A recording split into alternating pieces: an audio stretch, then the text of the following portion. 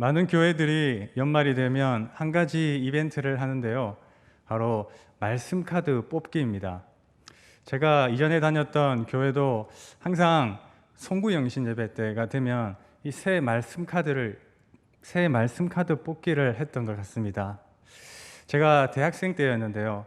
그때 뽑았던 말씀을 저는 아직까지 기억합니다. 바로 빌립보서 2장 13절 말씀인데요. 너희 안에서 행하시는 이는 하나님이니 자기의 기쁘신 뜻을 위하여 너희로 소원을 두고 행하게 하시나니. 아멘. 저는 이 말씀을 뽑고 참 좋아했던 것 같습니다. 왜냐하면 하나님께서 내 안에 행하시며 나에게 소원을 두시고 그 기쁘신 뜻을 이룬다고 새해부터 그렇게 말씀으로 저에게 말씀해 주셨기 때문입니다. 그리고 바로 그때 제가 성가대를 했는데요. 같이 성가대를 하는 이쁜 교회 동생이 있었습니다. 그 동생도 막 기도하면서 말씀을 하나 뽑고는 무슨 복권 당첨 확인하듯이 이렇게 쪼으면서 어떤 말씀일지 이렇게 보는데 표정을 보니까 그렇게 좋아 보이지는 않았습니다. 왜? 무슨 말씀인데 보여줘. 그러니까 그냥 보여주지 않고 대뜸 뒤로 숨기는 겁니다. 그렇게 보여주지 않고 숨겨도 저는 그것을 그래도 봅니다. 몰래 어떤 말씀인지 궁금해서 그것을 확인해 보니까 아주 짧고 굵은 말씀이었습니다. 악에서 떠나 선을 행하라. 그래야 하면 영원히 살리니. 바로 오늘 본문에 있는 말씀이죠. 오늘 본문 시편 37편 27절의 말씀입니다. 악에서 떠나 선을 행하라. 그래야 하면 영원히 살리니. 그래서 저는 이 말씀을 보고는 대뜸 네 정말 악하게 사는 거 아니야? 얼마나 악하게 살면 그렇게 하나님께서 새해부터 그 악에서 떠나 선을 행하려고 하니 하면서 새해 덕담으로 착하게 사세요, 좋은 일 많이 하세요 이렇게 장난으로 얘기하니까 갑자기 얼굴이 확 변해서 레이저 같은 그런 눈빛을 쏘면서 그때 정말 살기를 느꼈던 것 같습니다. 아주 무서웠던 기억이 있습니다. 저는 그러면서 또한 제 마음 가운데 한 가지 했던 생각은 그 동생의 말씀과 또 저의 말씀을 비교하면서 하나님께서는 내가 그동안 열심히 신앙생활하고 또 착하게 사니까 올해는 하나님께서 나에게 소원을 두시고 그 기쁘신 뜻대로 그 소원을 이루려고 하시는가 보구나 이렇게 좋아하면서도 그 동생의 말씀 가지고는 그 동생을 판단하고 한편으로 또 비교하면서 정말 예수님을 믿는다면서 어떻게 얼마나 악하게 살면 하나님께서 그 악에서 떠나라 하시고 또 선을 행하라고 하실까 이런 생각을 하면서 그 동생과 또 저를 비교하고 판단했던 그런 기억이 있습니다. 물론 지금 생각해 보면 그때는 어렸기 때문에 그냥 단순하게 그렇게 이 말씀을 회개하고 악에서 떠나 좋은 일, 착한 일 많이 하라 그렇게 생각했던 것 같습니다. 물론 이것을 크게 해석을 하면 틀린 말씀은 아닐 것입니다. 그런데 오늘 이 시간 이에 대해서 좀 더 정확하게 그리고 그 뜻을 깊이 있게 시편 37편의 전체 맥락 가운데 특별히 의인의 삶이라는 제목을 가지고 함께 생각해 보기 원합니다. 오늘 말씀 제목처럼 의인의 삶이란 무엇일까요? 의인의 삶을 아주 많은 것들로 정의할 수 있을 것입니다. 그런데 저는 오늘 말씀을 통해 제가 생각하는 한 가지는 바로 그 동생이 뽑은 말씀처럼 의인의 삶은 악에서 떠나 선을 행하는 것입니다. 단순하게 착하고 또 좋은 일 많이 행하는 그런 것을 넘어 이 뜻의 그 깊은 뜻은 무엇일지 함께 생각해 볼 텐데요. 먼저 오늘 말씀의 배경부터 살펴보겠습니다. 오늘 본문은 다윗의 찬양시이며 다윗의 지혜시입니다. 그 동기를 생각해 보면 25절에 내가 어려서부터 늙기까지라는 이런 구절이 있는 것으로 볼 때 다윗이 이제는 나이가 많이 들어서 이렇게 지은 시라고 생각할 수 있습니다. 또한 이 시편 37편의 전체 내용을 보면 의인과 악인을 대조해서 결론을 내리는 것을 볼 수 있습니다. 따라서 본 시편은 다윗이 노년이 되어 자신이 다스리는 그 백성들을 향하여 이 솔로몬의 잠언 말씀과 같이 인생에 아주 많은 것을 경험한 그 백전노장이 된 다윗이 사랑하는 자녀들에게 또 백성들에게 인생의 귀한 지혜를, 그의 인생에 경험한 아주 귀한 깨달음을 전해주는 지혜시가 바로 오늘 말씀이라고 할 수 있습니다. 그는 크게 두 가지를 교훈하고 있는데요. 1절부터 26절까지는 의인의 적은 소유가 악인의 풍부함보다 낫다라고 하고 있고요. 오늘 함께 읽은 27절부터 40절까지는 여호와를 바라고 그의 도를 지키라라고 교훈하고 있습니다. 특히 마지막 절 39절, 40절로 시편 37편의 이 전체 시를 마무리하고 있는데요. 다윗은 그러한 의인의 삶이 무엇이냐라고 했을 때 무조건적인 의인의 번영과 악인의 멸망을 말하지 않습니다.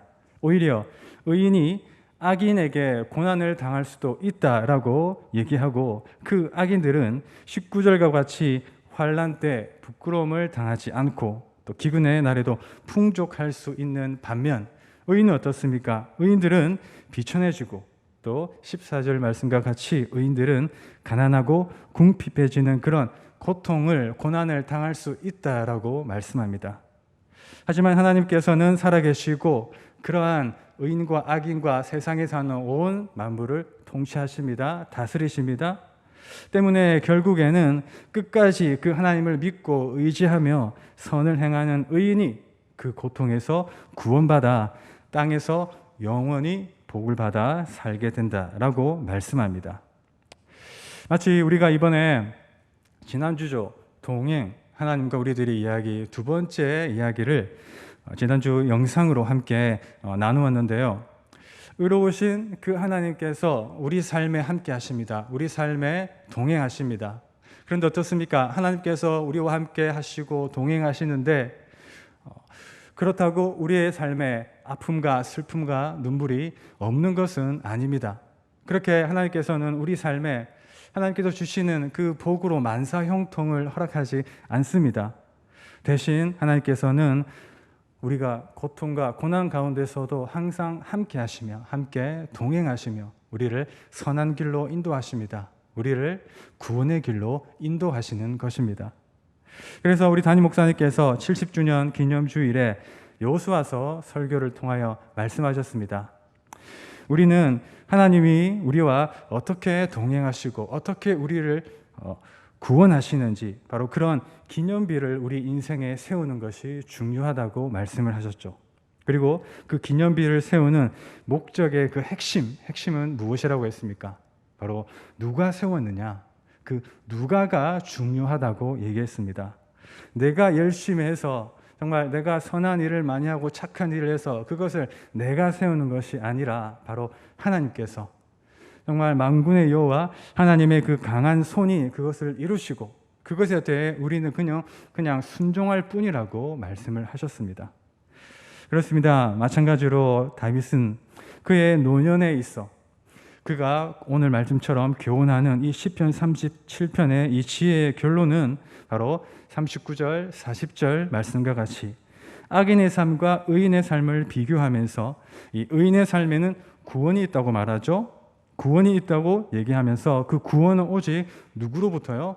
여호와로부터 오나니 그 여호와께서 그들을 도와 건지시되 그를 구원하심은 의인이 그를 의지한 까닭이라고 합니다. 즉 의인을 구원하시는 그 의로우신 여호와 하나님께서 통치하심을 이제 우리에게 기억하고 그 여호와 하나님을 의지하라라고 다윗은 결론적으로 교훈하고 있습니다. 그렇다면 우리는 바로 이러한 결론을 통하여 오늘 말씀 제목과 같이 의인의 삶은 무엇인지 생각해 볼 때 그게 어떤 건지 생각해 볼 수 있습니다. 무엇입니까? 의인의 삶이란 바로 그렇게 우리를 구원하시는 하나님을 기억하고 의지하는 것입니다. 뭐라고요? 우리를 구원하시는 하나님을 기억하고 그분을 온전히 의지하는 것입니다. 그런데 사랑하는 성도 여러분, 이러한 결론, 이 다윗의 어떤 이 결론에 대해서 여러분들은 어떻게 생각하십니까? 또 한편으로 이것을 또 가만히 생각해 보면 이것은 너무 좀 흔한, 너무 좀 일반적인 결론이 아닐까요? 한편으로 그럴 수 있다고 생각합니다. 우리는 너무나 잘 알고 있는 이 결론의 말씀인 것 같습니다. 우리를 구원하시는 그 하나님을 우리가 기억하고 의지합시다. 이런 얘기는 많이 들었을 것입니다. 그런데 문제가 무엇입니까? 이렇게 잘 알고 있지만 참 우리 삶에 그게 좀 잘 안 되는 게 문제인 것 같습니다. 우리 잘 알고 있지만 그게 잘 안 돼서 참 어려움이 많은 게 한편으로 또 우리의 모습인 것 같습니다. 그래서 그것을 오늘 본문 말씀을 통해 생각해 보면 1절부터 26절까지의 그 핵심적인 교훈이 바로 16절과 같이 의인의 적은 소유가 악인의 풍부함보다 낫다라고 하였습니다. 그런데 여러분들은 정말 이렇게 이 말씀처럼 의인의 그 적은 소유가 악인의 그 풍부함보다 정말 낫다고 생각하십니까? 저는 가만히 생각해 볼 때 제 마음 한켠에는 의인의 이 적은 소유가 악인의 정말 이 그 풍부함보다 낫다라고 오늘 말씀을 준비하면서도 잘 인정이 되지 않은 저의 모습이었습니다. 왜냐하면 19절과 같이 환난의 때 악인들이 부끄러움을 당하지 아니하고 오히려 더 잘되고 정말 잘 나가고 더 좋은 직장을 가지고 더 좋은 곳에 살고 또 아이들도 잘 크고 그렇게 잘 나가는 잘 되는 그 모습과 함께 또 기근의 날에는 오히려 더 풍족할 수 있다는 이런 악인의 모습에 대해서 그것과 반대로 하나님을 믿고 신앙을 지키며 정말 이 땅에서 사는 우리들의 모습이 한편으로 또 불쌍해지고 또 비천해지는 것 같습니다. 14절과 같이 의인들은 가난하고 궁핍해지는 현실에서 이러한 고통 참 어렵고 힘들죠. 말씀을 따라 살고 믿음으로 사는 내가 때로는 참 바보 같다고 느껴질 때가 때로는 참 많은 것 같습니다. 저는 이 말씀을 준비하면서 그래서 한편으로 이렇게 저절로 또 한숨이 나오기도 하였는데요. 여러분들은 어떻습니까? 어떤 생각이 드십니까? 그리고 본 시편의 두 번째 교훈은 27절부터 마지막 40절까지라고 하였습니다. 그 핵심은 34절에 여호와를 바라고 그의 도를 지키라라고 하였습니다. 그래서 여호와를 바라고 그의 도를 지키는 것이 무엇이냐고 했을 때 그 시작을 27절 말씀으로 교훈합니다. 바로 악에서 떠나 선을 행하라. 그리하면 영원히 살리니. 악에서 떠나 선을 행하라. 그리하면 영원히 살리니. 가만히 이 말씀을 묵상해 보니까 한편으로 왜 내가 정말 솔직히 하나님 하면서 솔직히 하나님 저는 의인의 적은 소유가 악인의 그 풍성함 보다 더 낫다는 말이 잘 인정이 되지 않습니다. 왜 그렇게 생각하는지 오늘 말씀을 또 가만히 묵상해 보니까 좀 알게 되더라고요. 좀 이해가 되더라고요. 그러면서 왜 제가 이렇게 한숨을 쉬는지 바로 이 말씀처럼 하나님을 믿는다 하면서도 이 선을 행해야 할 줄 알면서도 여전히 이 악을 더 좋아하고 또 악과 더 많이 좀 친해 있는 악과 더 많이 있는 계속 이런저런 핑계를 대면서 악에서 떠나 선을 행하고 있지 못한 저의 모습에 그러면서 한숨을 쉬면서 내 삶은 왜 이러나 하면서 악인의 풍부함을 보고 부러워하고 있는 저의 모습이 있었기 때문입니다. 그리고 바로 오늘 이 말씀을 다시 한번 생각해 볼 때 이 말씀을 이번 주일 말씀이 중심 이동이라는 제목의 말씀이었죠. 이 주일 말씀을 통해 다시 생각해 볼 때 지금 내 중심이 선보다 바로 이 악에 더 가까이 있기 때문에 그 악에서 떠나 이 선으로 이동하고 있지 못하기 때문에 내가 바로 지금 그러한 모습이기 때문에 그러면 어떤 말이 나온다고 했습니까? 하나님을 원망하는 말이 나온다 했습니다. 하나님 참 섭섭합니다. 이런 말이 하게 되는 것입니다. 다시 말해 악에서 떠나지 못하는 내가 그러한 바로 내 중심에서 이제는 떠나야 하고 이제는 이동해야 하는 것입니다.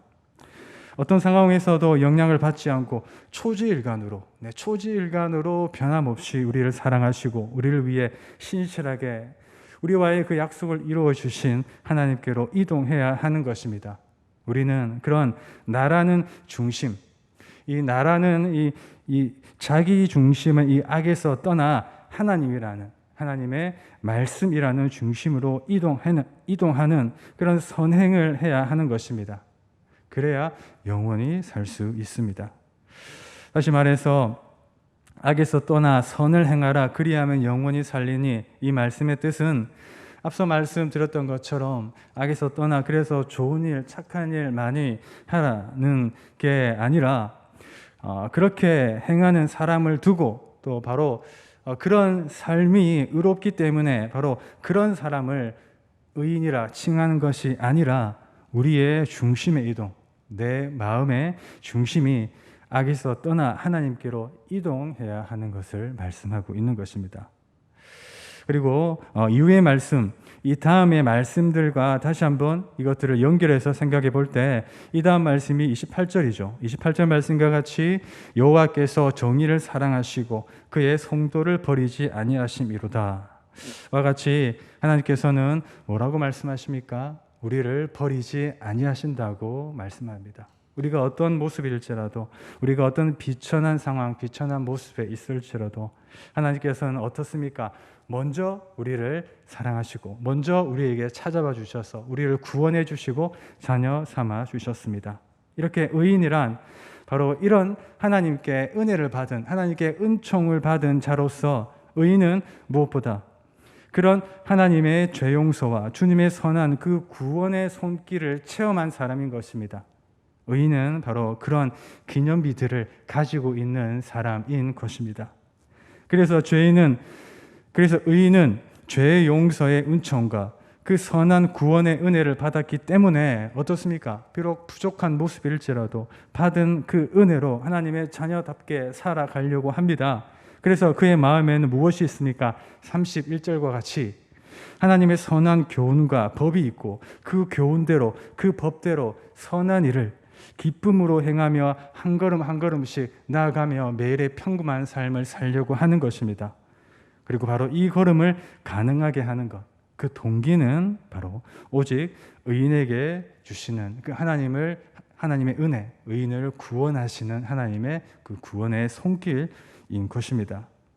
따라서 이러한 의인의 삶이란 우리가 얼마나 악에서 떠나 선을 잘 행하는지, 우리가 얼마나 그 말씀을 잘 기억하고 지키는지, 열심을 다하는지, 그런 것이 아니라 진정 내 마음 가운데 무엇이 있는지, 진정 내 마음 가운데 혹시 악을 떠나지 못하는 마음이 있다면 그 마음을 정말 애통해하면서 회개하고 악에서 떠나 선을 행하려는 그런 마음이 정말 진정 있는지, 하나님은 그 중심을 보시고 하나님은 그 중심이 악에게서 바로 나에게로, 하나님께로 오기 원하시는 것입니다. 바로 그 마음이 있기 때문에, 바로 그 마음 때문에 의인에게는 실족함이 없는 것이고, 또 때론 우리가 이 땅을 살며 삐걱거리고 흔들리고 넘어질지라도 뭐라고 얘기합니까? 아주 엎드려지지 않는다고 했습니다. 다시 일어설 수 있습니다. 소망이 있습니다.